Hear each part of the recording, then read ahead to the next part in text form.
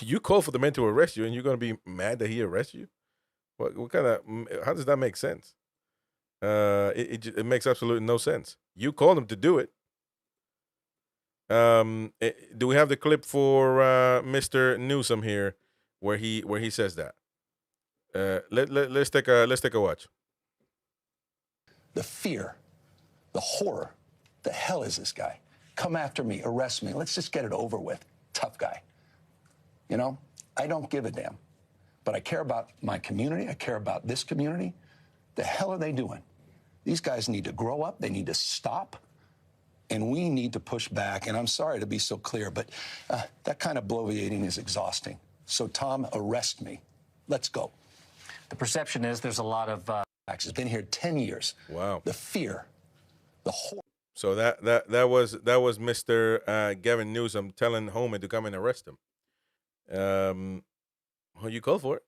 So Trump backs him up on it, and now you complain about it. Come on, man. How does that make sense? Make it make sense. Whew, there's a lot going on. Now, Gavin Newsom did say that he was going to sue Donald Trump based on what he's doing. Supposedly, that's wrong. So let's take a look at what Newsom had to say. What is your main message to the people of California in this moment? Well, that Donald Trump is reckless. He's immoral. He's taken the illegal and unconstitutional act of federalizing the National Guard, and he's putting lives at risk. I mean, is it truly unconstitutional? I know it's been done before. Well, I mean, in his own executive order, it directs the Department of Defense to collaborate with state governors. So by definition, it's illegal. There was no collaboration. There was no counsel, no consideration of the rules of engagement. It was a reckless act that has led to conditions that have been exacerbated, and it's putting people's lives at risk. So can't he declare an insurrection and go forward with this? Yeah, he potentially can, and there's latitude. But as it relates to the actual language in his executive order, there's a reason we're going to court tomorrow, and the reason we're confident that we will succeed. That said, he's pushing now out the boundaries, whether or not we're going to get into posse comitatus, and whether or not he's going to test the theories in that case to then require the state National Guard in a federalized posture to coordinate and collaborate with ICE enforcement, which certainly would not have a precedent in 100+ years. You think that's going to happen? I think we're on the precipice of that being a real possibility. I have zero confidence. He's acting recklessly. He's acting unlawfully. He's putting people's lives at risk. And it's my job to clean up Donald Trump's mess, because he's making it by the hour. You guys talked the other night, right? Yes, we did. What was that conversation like? It was a very collaborative conversation. It was a very good conversation. And he didn't really want to engage on the issues of LA, which was the great irony of this. He wanted to talk about a myriad of other issues. There was no suggestion, none, period, full stop, about the National Guard. Quite the contrary. And by the way, I have a lot of experience with the National Guard. So do you here in LA. Right. We've been using the National Guard. I've directed the National Guard down here prior as it relates to issues during 2020 riots. And so we have no ideological opposition of utilizing the Guard, but there's zero necessity. There was no request of mutual aid. LAPD, the Sheriff's Office, no request. CHP, more than capable. We've got 175 CHP off today because of what Donald Trump did with the National Guard. But we see... But here's the problem with that. The sheriff came out, the chief came out and spoke and said, we cannot handle it no more. We need help. He came out and said that. So you tell me who are we supposed to believe? Who is the president of the United States supposed to believe? The chief, who's actually on the ground?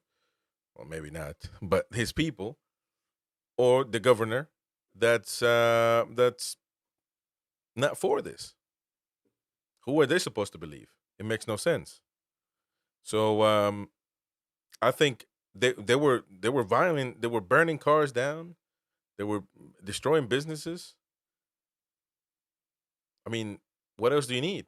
It's under the president's discretion. We've always known as military servicemen that this can happen at any moment given time. the president can choose to activate his right to handle the National Guard. Now they're going to send Marines, which is very much a thing. Now, listen, does Trump feel that he's not going to be able to win this sort of whatever being sued by Gavin Newsom, and therefore he's activated the Marines because he obviously has every right? I mean, there's a federal entity, the Marine Corps. It's the same as the active duty U.S. Army and the Navy there or the Air Force. So he doesn't need permission from the governor to activate nothing those branches of the military.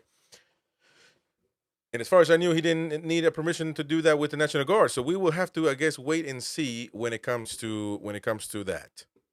But things are getting pretty hot. As far as arrests, at least 56 people were arrested this weekend as protesters were ordered to leave downtown and law enforcement shot less lethal rounds. Demonstrators spilled out onto the 101 freeway while others set fire to Waymo driverless cars. So you tell me, that's not violence? That's not violence. And the last thing I want and need at this moment, and like to see, because in this touchy subject, the last thing you want is this person to be involved. Maxine Waters.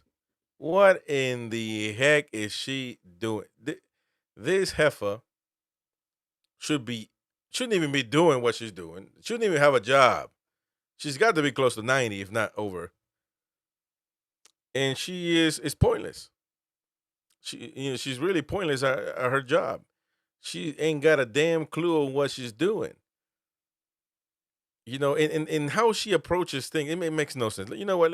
Let's roll the clip when it comes to who was it? Let me see, Maxine Waters, and supposedly, I don't even want to do it, to be honest with you. It's just so frustrating. Maxine Waters denied entry into Los Angeles. That's funny. She got denied entry into the Los Angeles detention center. And what was she trying to do over there? It makes no sense. Anyway, let's roll the clip. And the LAPD police chief, Jim McDonnell, says the level of violence he's been seeing across Los Angeles, in his word, and I'm quoting him now, is disgusting. Given that, why shouldn't the National Guard be involved? Well, I was surprised at the way that the police chief was describing all of this. There had been no violence where anybody that was protesting hit anybody, shot anybody, threatened anybody. Nothing had happened. And so he doesn't know what to do, probably, because this is a sanctuary city and the police don't have the authority.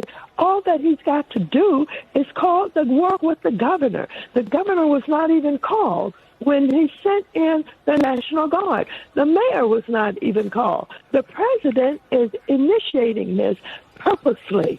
He knows what he's doing. If he was, thinking, well, first of all, he started all this with the targeting, all of the migrants in the way that he's doing.